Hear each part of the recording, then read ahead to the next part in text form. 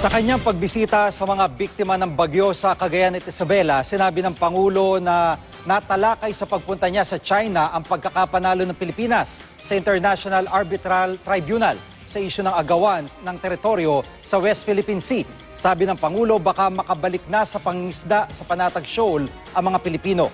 Nakatutok si Katrina Son.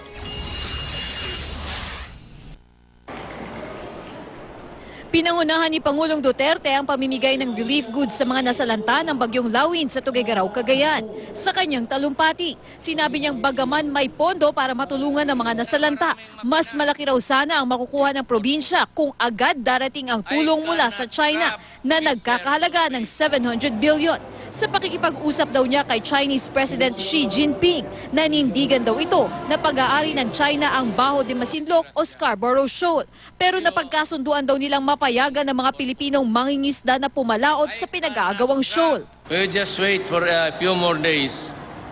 Baka makabalik na tayo doon sa Scarborough Shoal, ang pangingisda ng ating mga kababayan. Ang China, sabi nila amin yan.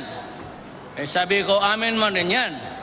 Ako na mismo ang nagsabi na kung makabalik tayo sa Scarborough Shoal bilang may-ari, sabi nila, sila rin ang may-ari. Ako na mas mismo magsabi, huwag kayong mangisda dyan. Gayunpaman, di sigurado ang Pangulo kung tutupad sa usapan ng China. Ang pagkaalam ko, pinaalis na rin niya yung mga Chinese na fisherman at parang wala nang makita niya. Yun ang pinag-usapan namin. Ewan ko kung totoo pa rin nila.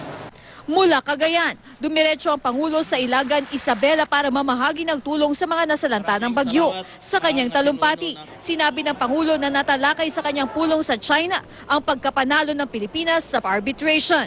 Katrina Son, Nakatutok, 24 Oras.